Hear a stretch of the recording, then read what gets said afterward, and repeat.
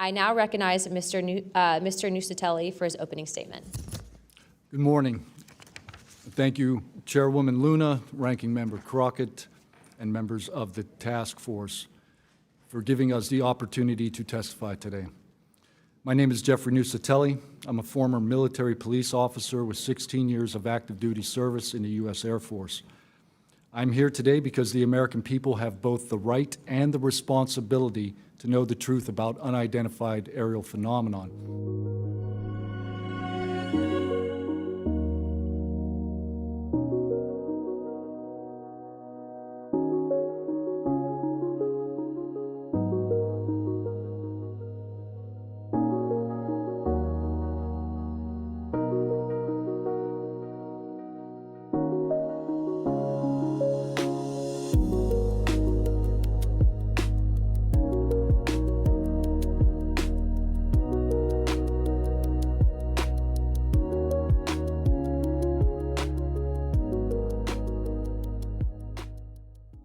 Hello and welcome to the Sol Forum, the Sol Foundation's digital monthly meeting devoted to the science, politics, culture, and philosophy of unidentified anomalous phenomena, or UAP, formerly known as UFOs.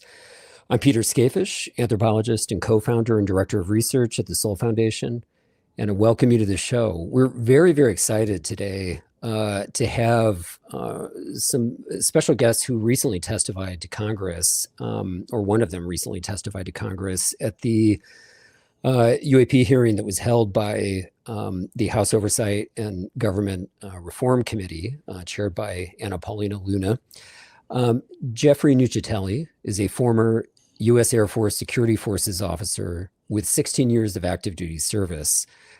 And he presented some absolutely remarkable testimony very lucidly to Congress at the hearing that took place just 2 weeks ago about a series of UAP events that he was involved in investigating and witnessing at Vandenberg Space Force Base. Now, also joining him is a witness to one of those events, Chaz King, a former technical sergeant in the U.S. Air Force Security Forces who served for over 13 years in the Air Force, including at Vandenberg Space Force Base. He was, again, directly a witness to one of those events. And then finally, we've got a very special guest who needs less of an introduction, but today we're going to go over the span of her career and show just how much of an introduction she still might need, Leslie Kean. Leslie is an investigative journalist. She's the author of UFOs, Generals, Pilots, and Government Officials Go on the Record, and also the author of the groundbreaking 2017 story on the Advanced Aerospace Weapons Program that was published in the New York Times. Prior to all that, she was one of the most respected voices in the field. So we really want to welcome her, and I want to welcome her as a colleague and friend. So again, welcome, Jeff. Welcome, Chaz, and welcome, Leslie. It's great to have all of you here. Thanks, Peter. Thanks for having us. Thank you, Peter. Great to be here. Thank you. And thanks for your service, you guys. Jeff, we want to start out with you. Both Leslie and I were at the hearing, and I have to say, I was very struck by how lucid your testimony was. And how compelling it was. You really kicked off that hearing with a remarkable opening statement, and it really set the tone for the event. And I think a lot of people were impressed by that. So we want to go over some of that testimony, but before we kind of go into the details, maybe you could give us a little recap of the testimony for those who haven't, heard it or need a reminder. Yeah, so it was difficult to put all the information I needed into that 5-minute speech because I was trying to relay, 5 different events, and each one is unique. There's a lot of data detail. So what I was setting out to do was set the tone to let people know that behind the scenes, this topic is the most serious thing, in my opinion, that the government is dealing with. And that was the intent. I wanted to set the tone, kind of wake people up to let them know that this is really happening, that there is historical data that backs up, our testimony. And then, I launched into the 5 cases, and those included the Red Square event that came up in the 2023 hearing with Ryan Graves and David Fravor and David Grush. So I wanted to talk about that and then paint a picture for the public about these incursions, like what is actually going on. These are not just one-time, events where something strange shows up and then flies off. These are sustained, nightly incursions by unidentified flying objects. So I briefed, Congress and the people on that first red square involving 3 Boeing contractors that had a broad daylight sighting of an enormous 100-yard red glowing square hovering over their work site. And then I talked about Chaz's event. Later that night, we had another enormous building-sized object come up to another critical launch site. And these incursions kept going on and on. We had a landing on the base that changed the tone of the way the Air Force was responding. People were threatened and intimidated and told to maybe think about what they were calling in, maybe think twice about calling in strange lights. And that had a chilling effect on we, the witnesses. People stopped calling in odd lights in the sky or over the ocean. And then later we jumped to 2005. Another good friend of ours, extremely credible person that rose to the highest ranks of our career field and worked, for the Inspector General, worked at our training headquarters. This guy is the most credible person I know. And he saw a gigantic floating triangle over his patrol car one night.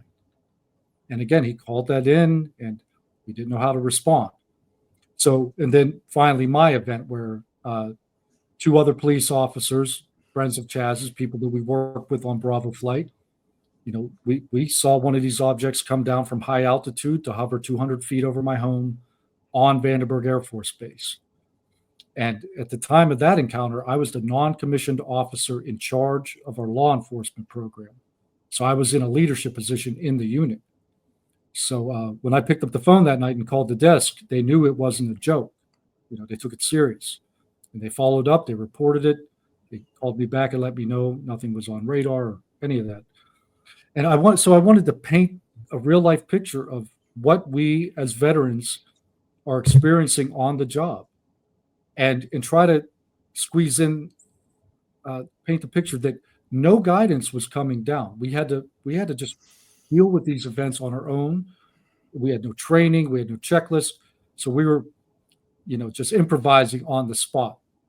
And so that's what I was trying to relay to the public, that they have a right and responsibility to know this is happening to our veterans.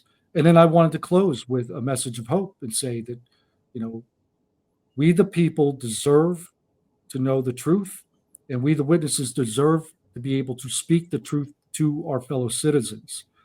And without that, without we the people being able to speak, then nothing will change in Washington because there's no pressure. Wow. Okay, that's all very, very well said. And I'll say now something that I said to you when I spoke to you maybe a week ago, which is that when I was sitting in the audience listening to you, your opening statement was so good that I thought you had practiced with a PR firm for a week or so, and you laughed and you said, "No, I just practice 7 times every day." And like this now, you're a really great speaker and very, very lucid and clear about the importance of this. So I think let's go through those different incidents. Maybe you could say more about the Red Square event. We don't mean Red Square in Moscow. I need to say that because I always associate it with that when I hear that. But you described that as 100 meter long, 100 meter wide object. And now that was something you didn't see yourself, but you knew the Boeing contractors who were there at Vandenberg who saw that. I didn't know them personally, but I did have their written statements that they wrote. And, over the years, me and my friends would talk about these events, and every once in a while I would pull out that paperwork and read what the witnesses had, seen that day. And so I have a pretty good memory of what they described. but I haven't really gone on the record because I don't remember for certain. But the good news is, since the hearing, many people have reached out, and some people did talk to those contractors and have more details. So we're hoping to bring out like more details about the actual object and what they thought about it and things like that. Okay, got you. Okay. And I have a little question about that. Was there any suspicion on the part of the contractors who saw this, or anyone who investigated or looked into it, that it was some kind of sophisticated electronic warfare or an illusion created by an adversary, or even a test of some capacity like that by the United States? Not to my knowledge, no. Okay. And you're pretty confident it was a physical vehicle, and it was not aerodynamic, and that the witnesses were very clear that they were seeing a physical object. Absolutely, yeah. Okay. And so then that brings us to what happened, I believe, the same evening. And you were called to the scene of this event, but this is the event that Chaz witnessed himself directly. Correct, Chaz? That is correct. And so could you maybe walk us through that, with as much detail as you can give, because I don't think you've spoken that many times on it publicly. No. So as Jeff's already talked about, he came in early to be our crossover member between the ongoing and outgoing flights, get all the kind of details that happen, so we would know kind of the events of the day, and if we need to look out for things or ongoing events, we had that knowledge. He briefed what the Boeing contractors had seen on the at the launch facility on the north end of the base, and he just briefed our flight. Hey, make sure when you're out there tonight, you're vigilant, you're paying attention to what's going on. If anything out of the ordinary comes across, please call it in so we can continue to do what we normally do. So we had that knowledge before we went out there. That night, we probably around 12:30, 1 o'clock, we called that chow time. We got one of the launch complexes out on the south end of the base that overlooked the ocean out there. There was 5 members out there, with myself included. One person that controlled the control point, just to make sure no one came in or out of the facility that wasn't authorized, or the area that wasn't authorized. My partner with me, we patrolled the internal part of the facility, and we had 2 people on the outside patrolling the outside, make sure nobody was trying to penetrate the restricted area and things like that. About lunchtime, we kind of congregated inside the engine control facility. I describe it as kind of like a big fishbowl kind of object. You have glass all the way around so you can see a complete 360. You've got an elevated position so that you can see the roadway coming from a distance, so you can see vehicles leaving and coming, so you're not surprised. We were looking out over the ocean, just having conversations, eating our dinner, and we saw a light out over the ocean. Not uncommon, as we had a helicopter squadron that did operations out there sometime, training, search and rescue, that kind of thing. So seeing things like that wasn't an anomaly. But as it got closer to the area, that the light got bigger and brighter, and then it got to the point where the object that was at that point portraying that light was so massive you couldn't see the light anymore. I'm going to describe it as it was dark over the ocean, but the object was, as it comes in, it's a square, but as it gets up to you, it's so massive in size. The only way to describe it's like a rectangle football field size object. Again, it's dark. So it's a darker color object. It didn't have any light coming off of the object, didn't have any light on the sides like an aircraft would have, where it's, lighting its position. Didn't have any green or red marking lights like most aircraft have. It had no propulsion system. It made no audible sound that, helicopters make audible sounds, aircraft make audible sounds. It just a big giant floating object over us. As it stopped about 100 yards off of our position, at that point, everybody inside the control facility is looking at each other. Do you see that? Am I seeing that? Are we seeing what we're seeing? Are we crazy? And you sit there for a minute because you don't know how to process it, because like Jeff had said, you're not trained to respond to those kind of incidents. There's no checklist that follows, hey, if a UFO lands on a base, this is what you should do. But you do revert back to what you're trained to do, which is to respond to incidents on base. So that kind of launched us into our response. Someone called it in over the radio that it was a large object hovering over our position. At that point, me and my partner start to go outside the facility to get inside of our truck to go drive around to make sure nothing else is going on. At the same time, the other two people leaving the facility to go get in their vehicle to go in the perimeter. At the same time, we're running to our vehicles. It takes off. The only way to describe it's like a shot out of a cannon, 1,000,000 miles an hour towards the north end of the base, and it's gone. At that point, we still get in our vehicles. We still drive around to see if there's anything else going on, still calling in over the radio. This is the last known position, and that kind of thing. The whole thing lasted 45 seconds to a minute and a half. We did call it in. Jeff came out as the law enforcement supervisor. And then I believe our flight chief came out, who was the overall ranking member of the team, came out to talk to us as individuals. We conducted our statements, did our own individual accounts, and then Jeff took that back and did a big report to kind of showcase the entire incident. Wow. And I mean, I have so many questions about this. My first question is, what were you feeling afterwards? I can imagine while you were responding, you weren't, you might be feeling fear, or you might be feeling an adrenaline rush, but what were you feeling and thinking once the thing had taken off? After the fact, if you had to sit, a minute to sit there and reflect, calm down, like you said, adrenaline goes away. You're in awe. You're confused. You're second guessing yourself. You're trying to figure out, did I really just see that? Have I ever seen something like that before? Where did it come from? Where did it go? What was it doing? A little bit of fear. I mean, that's in there because never having seen anything like that in my life since then or before then, knowing that we didn't have that I knew of in our arsenal, a little bit of panic and a lot of questions myself of, going forward, what was that? What was it doing? And what does it mean for all of us here at Vandenberg? Yeah, I can imagine. And I want to ask a question, to both of you, and, answer it to the extent you can or the extent you feel comfortable. I mean, what goes on generally at Vandenberg that would make it of interest, possibly to UAP? And I see you guys are laughing.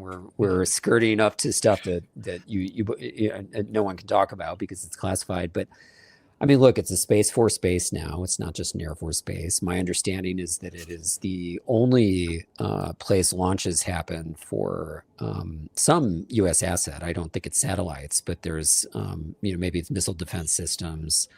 And what I believe that Jeff said in his congressional testimony was that whatever was being launched that night was considered to be the most important launch the National Reconnaissance Office had done in a decade or 15 years or something. So if you can describe in broad strokes the way that's acceptable legally and ethically, what is it that goes on at Vandenberg Air Force Base that would make it of interest in general? Yeah, so I could start off and then Chaz could add to it. So it's one of our most important military strategic space launch sites. And during that time frame, it was the primary test bed for the National Missile Defense Project, which was a brand new initiative by the Bush administration. And they were that was basically next generation tech that they were developing and testing. The other things that go on there, they develop over, these are multi-year projects where they develop a new piece of technology, space-based technology that could be a satellite system or some kind of new tech. These are typically unique, one-of-a-kind instruments or technologies. And then they will assemble and transport, then launch those assets into space. So the launch that I referenced in the hearing was a NRO launch with one of these critical assets. This was a unique piece of technology that was supposed to give us game-changing domination in the war on terror. This was going to be a game changer for the United States to dominate air and space.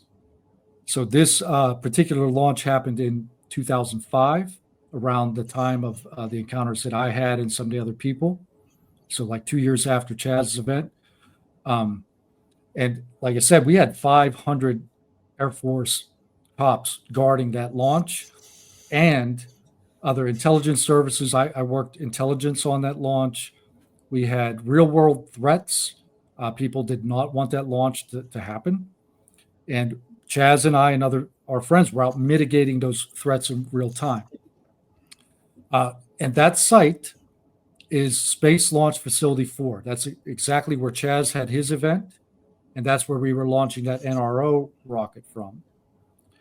And that site is regular. I don't know if regularly is the right word, but that site is visited by UAP over and over again. You're saying there have been multiple events you know of at that particular site, not just at Vandenberg. Exactly. Okay. Yeah. And so right now, you don't mean only drones or other strange aerospace assets of U.S. adversaries. You mean UFOs in the class? These are UFOs that show up while we're on duty multiple times over multiple years. There's a pattern there. And we can only assume it's because they're surveilling our technology, right? And we can't prevent that from happening. There was really nothing practical we could do to prevent those UFOs from showing up. And that's not true for any other thing. Like if we had some adversarial state actor launched an attack from the ocean and they were bringing in helicopters or drones trying to land or attack the site, we're trained to mitigate that. You're not going to hear panic. You're going to hear excitement and things like that over the radio. But, these guys have deployed. They'd already been at war for, 3 years by that point. And, they're not easily panicked. They know how to respond to real world threats. But this object radio, so something is going on that's out of the ordinary. So, okay. Yeah. And that site is where SpaceX launches from now. So they've been launching there for many years. That was all being coordinated with SpaceX Air Force. I think we're losing Jeff a bit there, unless that's on my end. No, we are. We are. Yeah.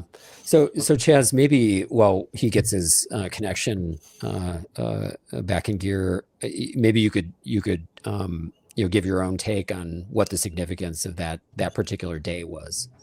I mean, like Jeff hit on the head. I mean, it's especially Space Launch Complex 4. That was our most active at that time, launching point for anything we kind of did for the Western Range. So it, for monitoring purposes, for new technology, NRO, that kind of thing. So it was always the site to be at. It's where a lot of focus was at.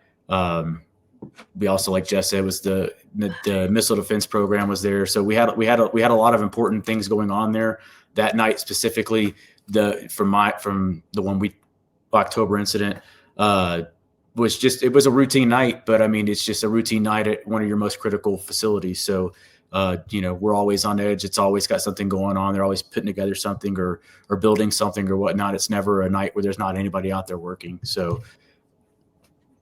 Okay, got you. And I want to, just to make this very clear to people in the audience who, might not anticipate this, I'm guessing that, neither one of you knew that day and that night too much about what was going up or what was going up in general. You know that it's important, but this is highly, highly classified stuff. And you know that it's significant because there's more security or you need to be more vigilant, but very little about the purpose, correct? Correct. Yeah, that's 100%. We don't know what's on that rocket. It's totally classified. Yeah. And so after that day, Jeff, you put together a report. Chaz, you gave testimony.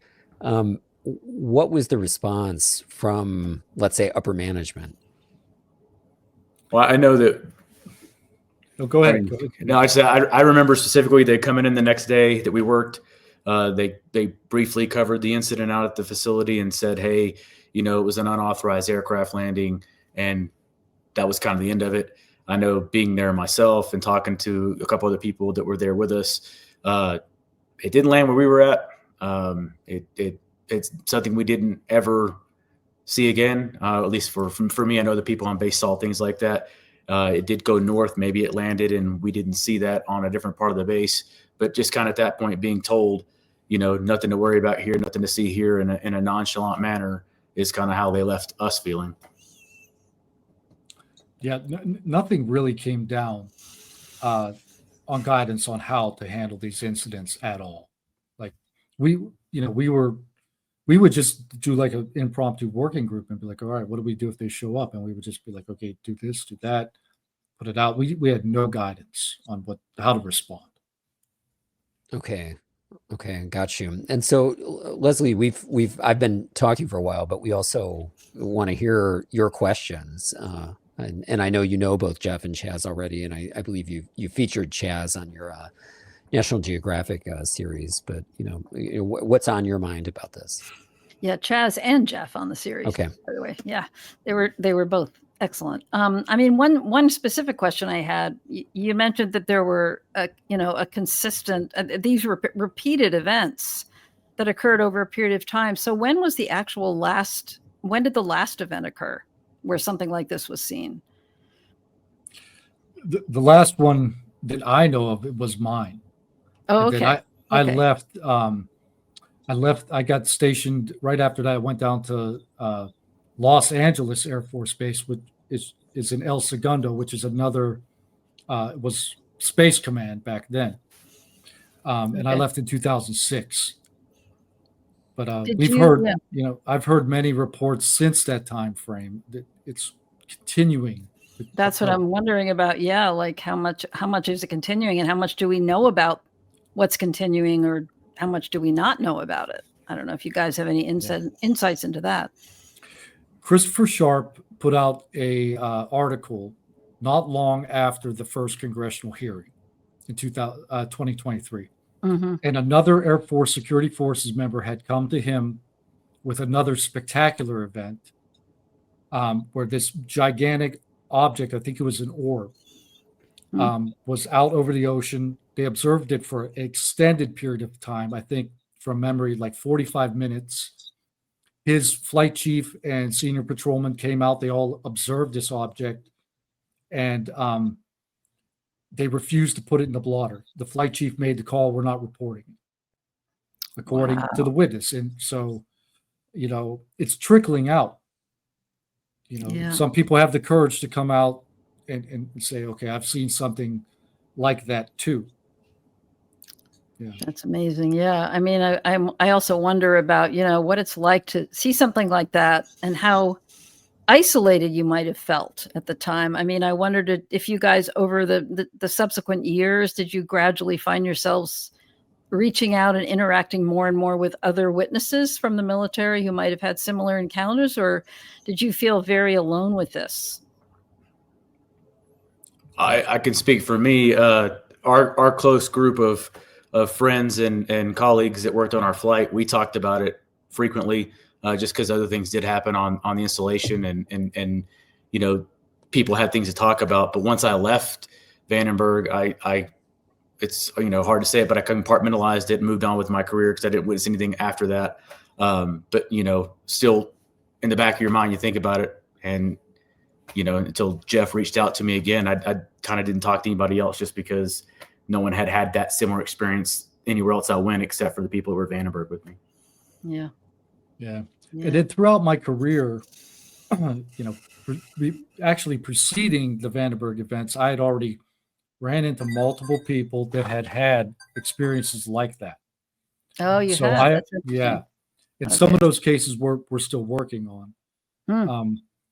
So I was already aware, from close friends that had told me in confidence, like, hey, I saw something really weird on duty. And then the Vandenberg incursions happened. And, while they were occurring, it was easy to process because we were all together. And then, like Chaz said, after we all separated and went on our different paths, then, I didn't have anybody close to talk with it, about it with. And then I kind of compartmentalized it, and, you just get back to life, but it's always nagging at you. It never quite goes away.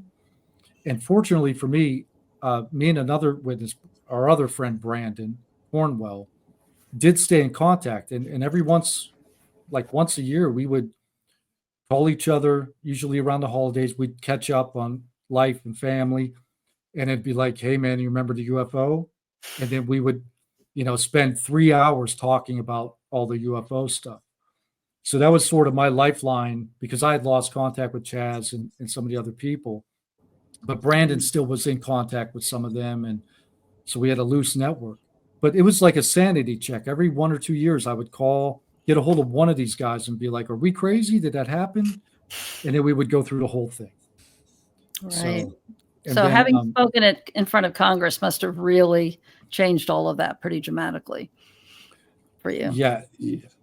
Yeah. So I've got a question, which, this pops up for me in talking to you guys. Usually we don't get a lot of testimony from people in the Air Force about UAP. And so I've got a couple of questions about that.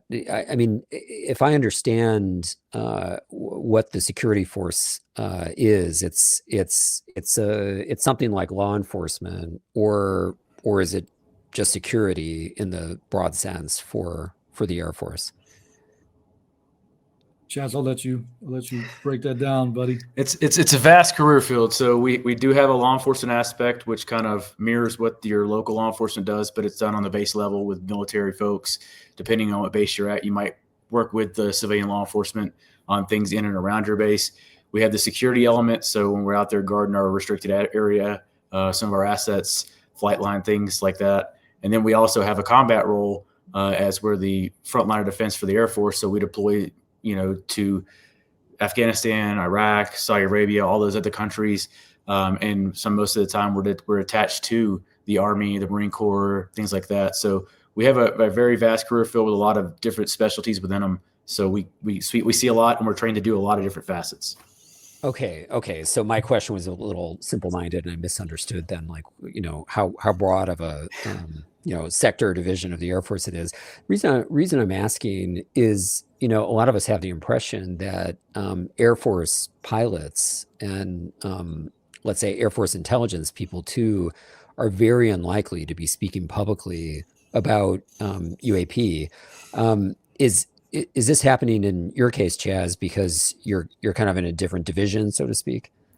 Yeah, I mean, I got out of the Air Force and kind of, assumed I guess you call it normal life, a civilian life, and I'm not working for or with the government. So for me to speak about it, I'm not putting my career in any kind of jeopardy at this point in time.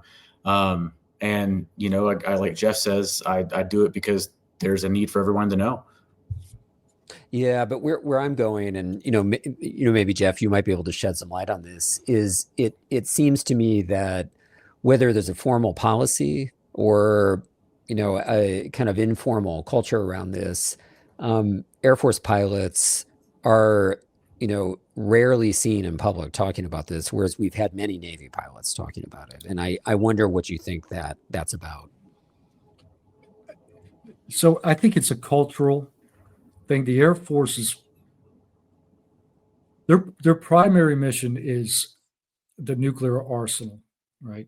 And that's what our primary mission as security forces is. We guard most of the nation's nuclear assets. The Navy has nuclear assets too, but it's our primary reason for existing. And all of our security standards and training are based on that. That's the pinnacle of security. So Air Force security is the pinnacle, as far as I'm concerned, of security. The policies and procedures around dealing with assets like that or similar assets. I mean, there is just no latitude. So I could give you an example, like without going into anything classified.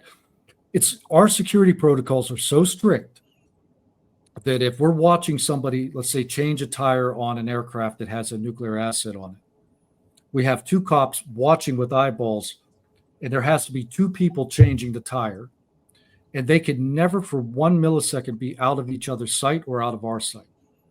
So if one person makes a mistake and goes on the back end of the wheel well, we cops pull out our guns and challenge them. We handcuff them, and now they're in big trouble because they made a 1-second mistake.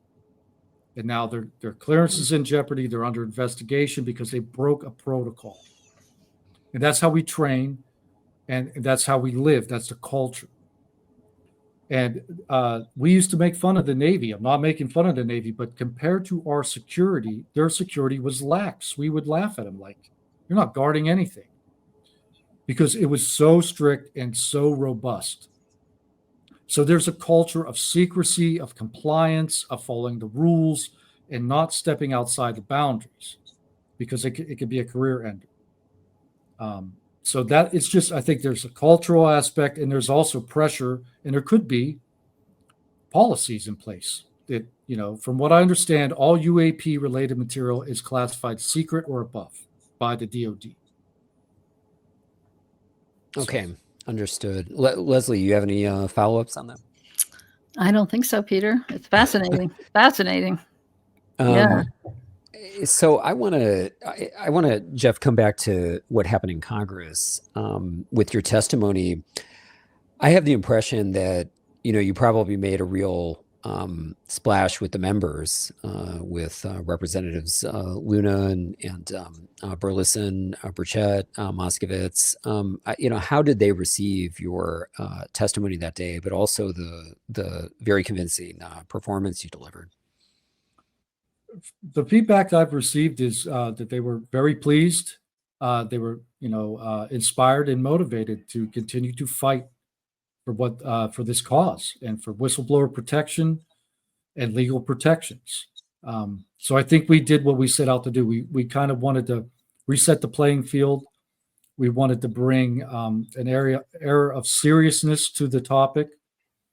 We wanted to inspire a whole new generation of people to get curious and involved in every endeavor, scientific, in research, and on and on. So the feedback has been extremely, extremely good. Okay.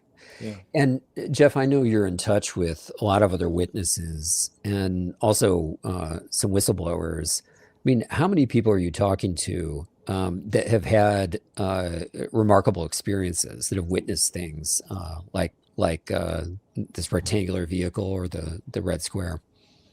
Many. And that's where we're trying to get to. So the hearing was the first step, a new step into getting to the point where people can be safe to come out and speak the truth. And there is a army behind Dylan and Matthew Brown and I and many others, people waiting in the shadows that are unable to speak the truth because the government will not allow them. The truth is classified. And if anyone tries to come out and help Congress, their lives are destroyed.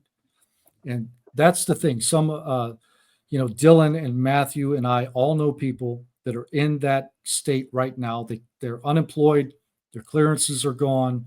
They're in this limbo state simply because they tried to speak the truth to Congress or Aero or the FBI. And then the retaliation occurs.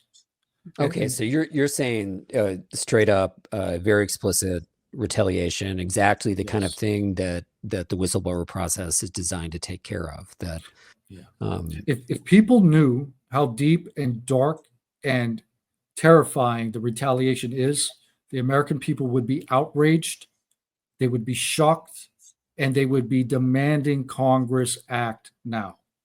But the problem is those whistleblowers are not safe to come out and tell the American people what is happening to them. So that's what the hearing is about. The battle begins now. If people want disclosure, if they want to hear about the people that worked on the tech or worked on crash recoveries, we need to establish a baseline level of security before we can get to that. Because right now, those people are not going to come forward because they are not protected. And the day after the hearing's over, they're on their own. Okay, well, it's very good that you point that out because, and and we should not be critical of members of Congress or specific senators here. So that's not my point. But I think people don't understand that Congress can't really provide strong protections to people who come in and do testimony. That's not the whistleblower process. That happens through the IGs, and it's a very distinct process. Now, I didn't expect us to leave UAP events and experiences and move into the deeper secrecy of which concerns allegations of a let's say a retrieval and study program of UAP. But that's what you're talking about right now. So what is your picture of that? What are you hearing from people that we know about in public, but also that it sounds like whose names are not known publicly? I do know some. And the thing is, I don't know more than anybody else in the community, because we're waiting for the people with the real truth to come forward. And that's where we're at right now. Everybody has heard David Grush's testimony about the crash retrievals and all the other aspects of this. What I'm talking about is bringing the people that have that knowledge forward in a protected way so they can tell us what's really true. Right. Okay. Yeah. Understood. And I don't want to leave something you said behind because it's very important. I mean, you said a moment ago that people would be astonished and outraged, if I remember correctly, astonished and outraged if they knew the depth of the retaliation that people are facing. So can you specify a bit what you mean? I can talk about direct threats, harassment, break-ins to people's homes, medical malpractice, professional malpractice, and darker things that I'm not comfortable talking about. Okay. Okay. Yeah. Understood. And Leslie and I are both very familiar with things like that happening to people we both know, some of whom who have been part of ostensible secret UAP programs that we know Congress is taking very, very seriously right now, or members of Congress are. And so, okay, a last question about that for you. Now, you went as far as to go to Congress, offer testimony, you put yourself out there. What do you really think the important issues are here? Sometimes people appeal to national security as a way of building an argument for why this should be taken seriously by Congress. Sometimes what people really want is disclosure. There's a sense that there's one big secret that needs to be told. And then sometimes people feel that, okay, there will be secrecy about this, but Congress needs to be governing. So, tell us about your motivations. Well, it's a lot, right? So the national security aspect is absolutely a priority, but more importantly, it seems that reality is classified, that we're not allowed to look into the sky and we're not allowed to look into space. And if we happen to just stumble upon something and then we speak about it, your life is destroyed. And this is the pattern that just keeps playing out over and over. Like what happened with Dylan. He just went out for a cigarette. And then all of a sudden he sees something that is not supposed to exist. He doesn't know what to think about it. And then he goes and you tell your friends about it. And the next thing you know, your life falls off a cliff. You're in trouble. You're seen as a troublemaker. Your clearance is in jeopardy. And then the next thing you know, you're unemployed. You're being threatened. Your house is getting broken into, and on. And you don't know why. Because all you did was report what you saw. And that just keeps playing out over and over again throughout our history. And the main question is why? We it's beyond any doubt that there's something going on, right? It's in the historical record, the civilian historical record, the military record, that things are flying around. And it used to be, at some point, it was safe to talk about that, and then that all changed. So I don't understand why the control mechanism from the government is coming down on we the people. Why are we not allowed to talk about what is real? You know, so that's the most important thing right now. Reality is classified. You know, we're not allowed to talk about what is flying over our air bases, our war zones, our airports, our schools, New Jersey, you know, with the drone flap. I lived through that. You know, they were flying 200 feet over my home in New Jersey every night. And all the neighbors were talking. And it's like, why is this a secret? Right? Why can't we talk about it? Why won't the government tell us the truth about what these objects are?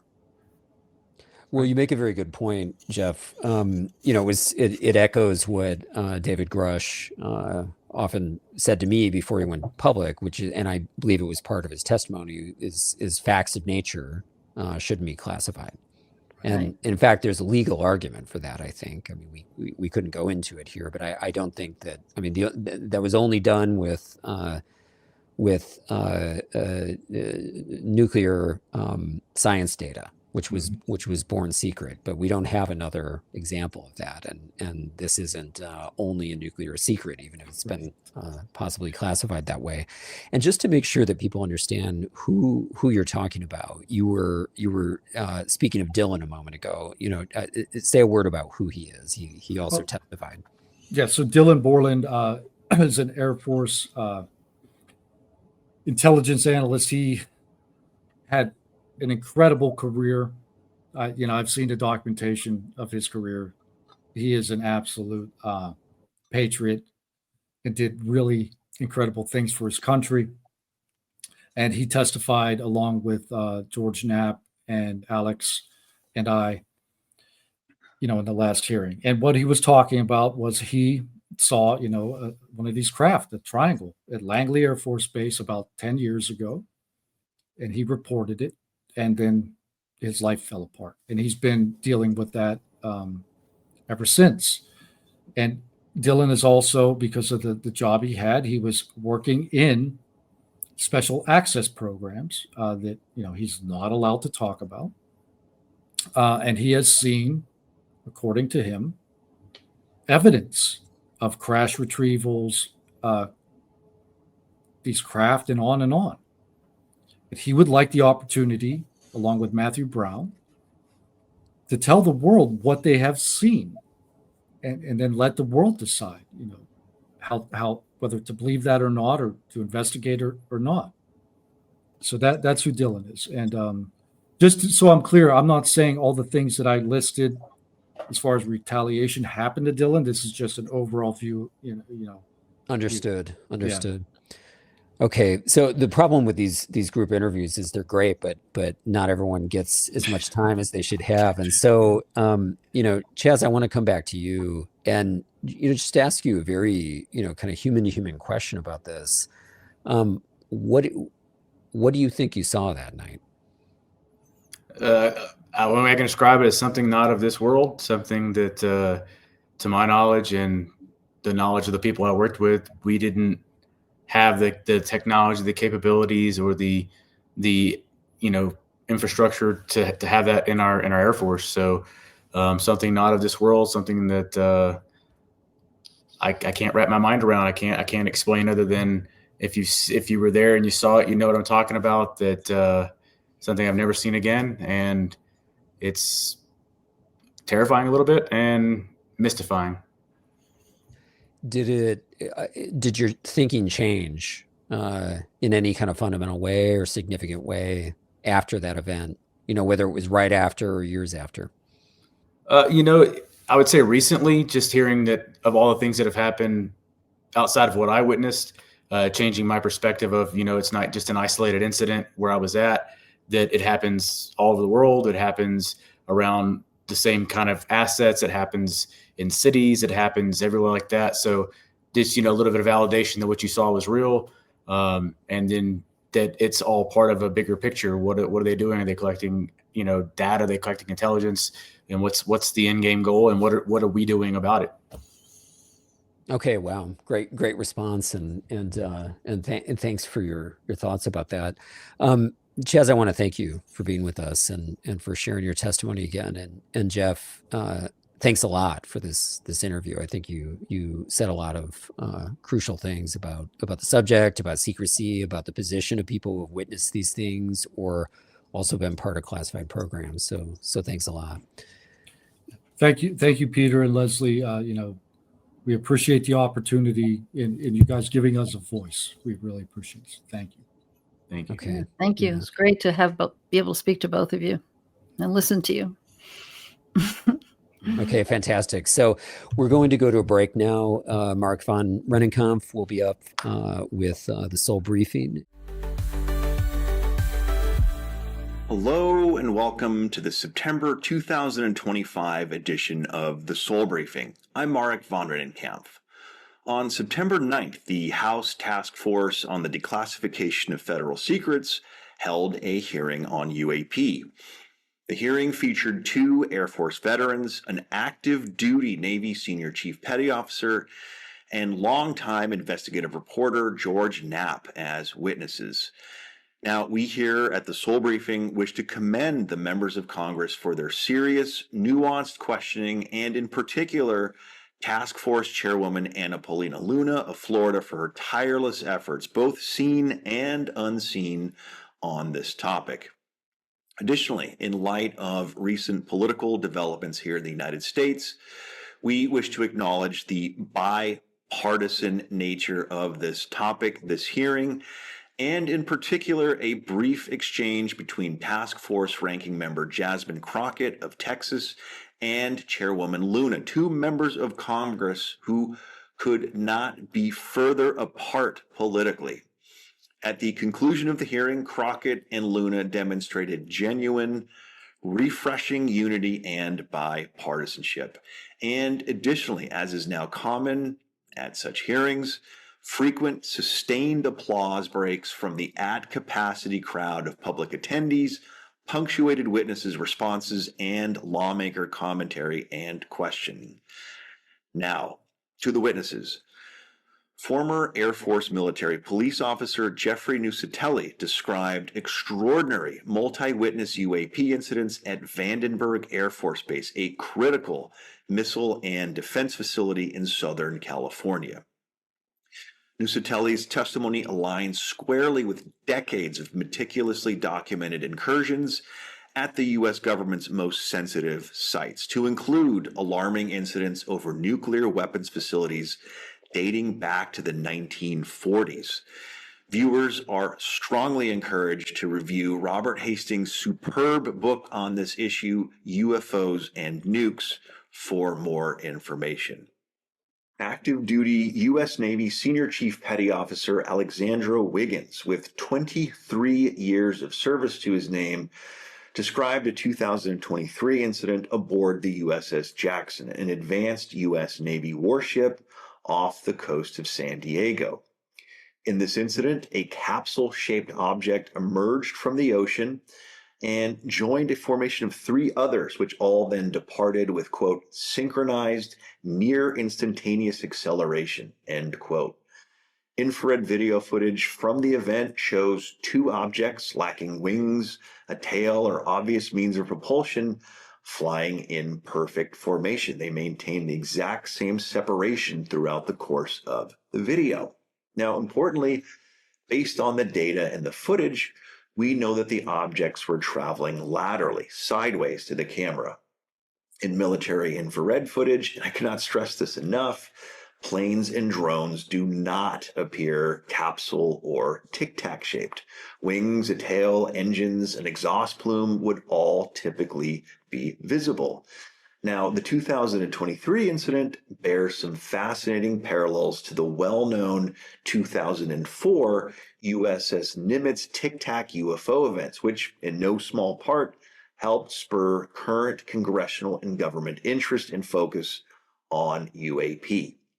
In 2004, sailors aboard the USS Princeton, a guided missile cruiser, tracked groups of objects that appeared on their radar scopes in the vicinity of San Clemente Island, just off the coast of San Diego, and then moved south at oddly slow speeds. And in what is now one of the best known contemporary UAP incidents, the Princeton directed 2 Navy FA-18 fighter jets to investigate these unknown contacts. The 4 naval aviators in those 2 jets, 8 trained eyeballs in all, observed a capsule-shaped object performing extraordinary maneuvers before departing at rapid speeds. A follow-on flight following the incident captured video of a tic-tac shaped craft, which intriguingly, once the data in the video is analyzed geometrically, cannot be a plane. Now, the 2023 incident described by Chief Wiggins during the hearing has intriguing parallels to those 2004 incidents. Both involved multiple capsule-shaped objects moving south and departing at extreme speeds, and in the 2023 incident occurred in the immediate vicinity of San Clemente Island, just where those radar tracks emerged on the scopes of the USS Princeton in 2004. Former Air Force intelligence analyst Dylan Borland described a bizarre 2012 incident where a large, quote, equilateral triangle, end quote, hovered soundlessly directly over him at Langley Air Force Base in Virginia before rapidly ascending to, quote, commercial jet level, end quote. Borland alleges that he was subsequently exposed to, quote, classified information from the UAP Legacy Retrieval Program, end quote, and faced retaliation after speaking to the Pentagon's UAP Analysis Office and the Intelligence Community Inspector General, the internal watchdog that oversees the nation's spy agencies. Borland's alleged encounter with an enigmatic black triangle aligns squarely with other UAP reported to the Pentagon's All-Domain Anomaly Resolution Office. In an interview with the New York Post Stephen Greenstreet, for example, AARO's former deputy director Timothy Phillips stated that he personally remains baffled by UAP incidents involving, quote, black triangles, end quote. Pretty remarkable admission from a former government official tasked with investigating UFOs. Witnesses have also described seemingly identical craft down to the lighting configuration described by Borland for decades. We here at the Sol Briefing strongly recommend consulting David Marler's superb book, Triangular UFOs, An Estimate of the Situation, for more on this. Now, intriguingly, Langley Air Force Base, the site of Borland's alleged incident, saw nearly 3 weeks of remarkably brazen nightly incursions by unknown quote-unquote drones in late 2023. These mysterious objects somehow resisted all attempts to jam and disable them. And despite the deployment of a NASA aircraft with highly specialized imaging equipment, no detailed imagery of the objects has emerged publicly.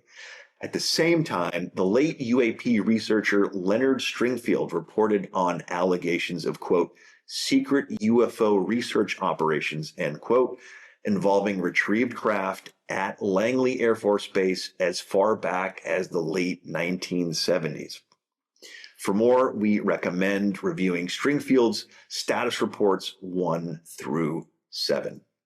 Investigative reporter George Knapp was arguably the star witness of Tuesday's hearing. Knapp's opening statement and answers to lawmakers' questions span the 4 decades of his reporting on the topic, to include spiriting sensitive UAP documents out of post-Soviet Russia and naming individuals allegedly involved with the secret UFO and reverse engineering, quote, legacy program that is outlined in pending congressional legislation. Knapp also described how the Pentagon's UFO Analysis Office, under the leadership of its former director, seemed to function as a, quote, counterintelligence operation, end quote, that collected information and subsequently discredited whistleblowers and witnesses. Now, as an aside, I spoke to AARO's former director twice about the well-known gimbal video. In both instances, he told me that the object was a balloon reflecting sunlight. Now, for anyone familiar with the case, this is simply impossible. The incident occurred at night, and multiple sophisticated geometrical reconstructions of the incident using the on-screen data find no plausible balloon trajectory. Not to mention that the aircrew quite literally state they are all going against the wind. The wind is 120 knots as they observe the gimbal object and several others accompanying it on their radar screens. There's a whole fleet of them. Look on the ASA. My gosh. They're all going against the wind. The wind's 120 knots to the west. Look at that thing, dude. We'll leave it to Sol Briefing viewers to draw their own conclusions about how the former director of the government's UFO analysis office characterized what is arguably the most recognizable publicly available UAP footage. But again, major kudos to George Knapp for his superb testimony and for his decades of relentless work on the UAP topic. Now, alarmingly, in a discussion with Sol Foundation co-founder Dr. Peter Skafish just days before the hearing, Chairwoman Luna stated that several military and government contractor witnesses declined to testify because they were, quote, scared for their life, end quote. This is not the first time that lawmakers have made references to threats or retaliation against UAP whistleblowers. In an eyebrow-raising 2023 interview, then Vice Chairman of the Senate Intelligence Committee, Marco Rubio, stated that individuals who spoke to Congress behind closed doors about UAP fear, quote, harm coming to them, end quote, and alarmingly are, quote, fearful of ever commenting because they think it's punishable by death, end quote. During the Sol Foundation's 2024 symposium, 37-year veteran congressional staffer Kirk McConnell, who held the highest security clearances as a senior Senate Armed Services and Intelligence Committee staff member, recalled speaking with a source who was physically shaking with fear at the prospect of revealing what he knew about UAP.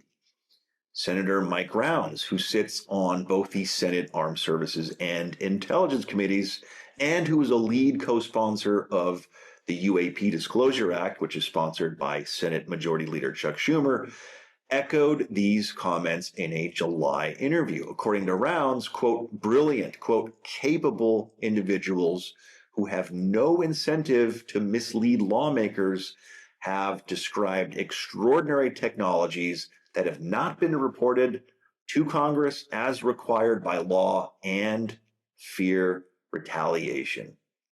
As one of the few issues drawing sustained bipartisan support on Capitol Hill, it is our view here at the Sol Briefing that Congress must act decisively on the wealth of credible and alarming witness and whistleblower testimony that it has received in recent years. It must, in short, pass the UAP Disclosure Act.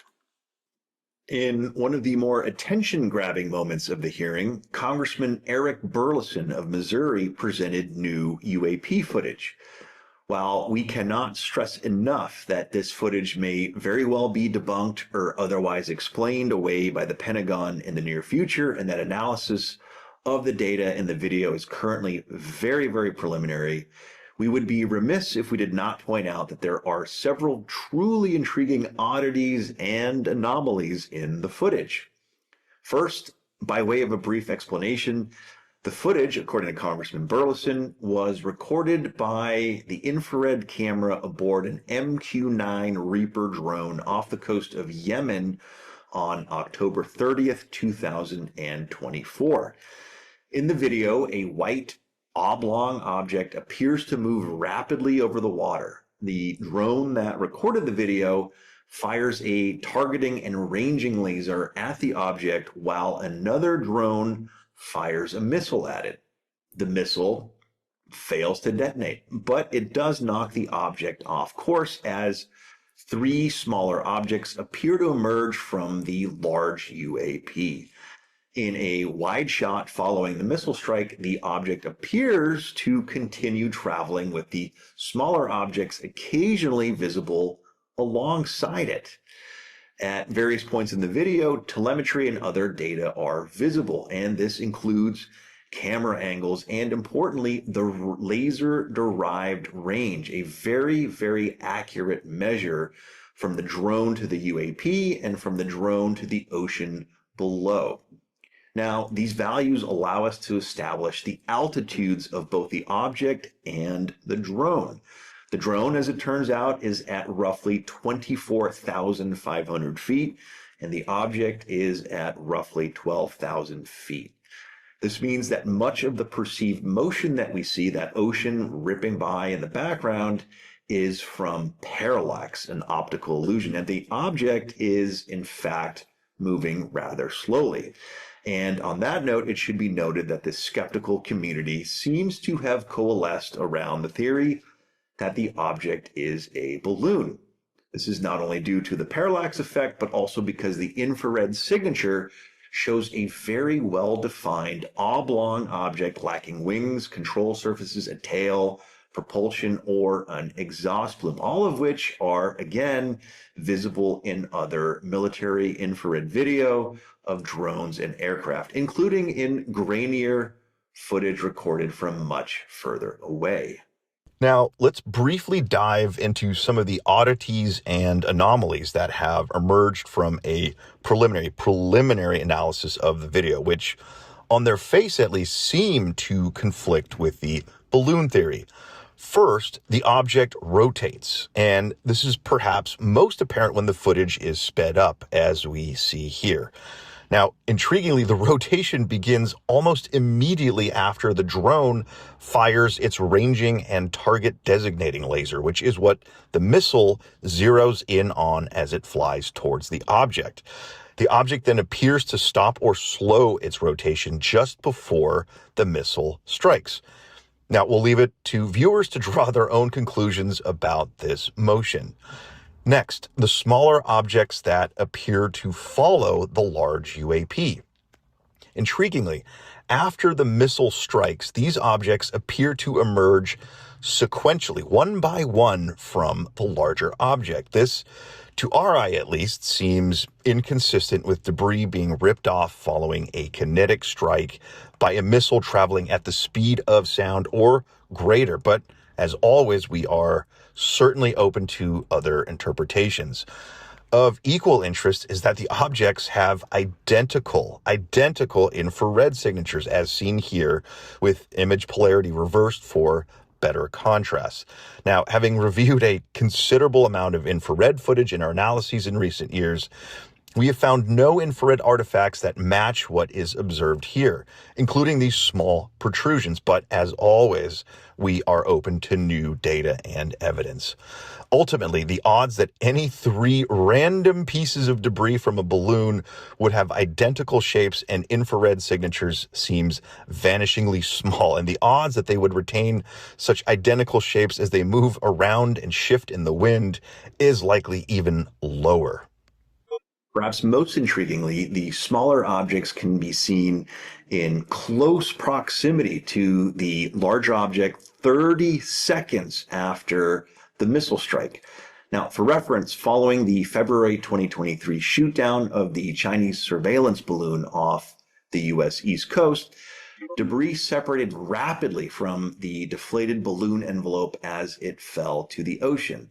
While, again, we are always open to different interpretations, we find it exceedingly unlikely that any 3 random pieces of balloon debris would have identical infrared signatures, especially as they are in motion in winds aloft, and that such objects would remain in such close proximity to a deflated balloon envelope for such a long period of time.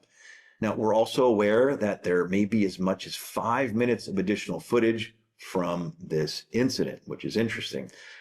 And additionally, it should be noted that the object, based on its thermal signature, is very, very hot, much hotter than the ocean surface 12,000 feet below it.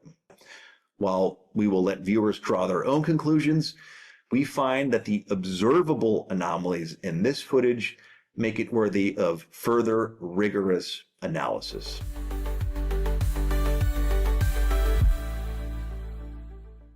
Hi, everyone, and welcome back to the Sol Forum. Due to the length of this month's episode, we're going to release the conversation I have with Leslie Kean as the second part of this episode, and so you'll see that later this month. This show is growing. Those who support it, we really thank you, and we'd ask you to consider becoming a member of the Sol Foundation. That's a way both to support the Sol Forum, but also to support the Foundation's research. And if you're watching this around the end of September, early October, our annual symposium, which is taking place in Italy, October 25th, 26th, and 27th, is still open for registration. So if you're interested in that, go to thesolfoundation.org for more information, both on the meeting, but also how to register and on how to get lodging and for travel information. So thank you very much.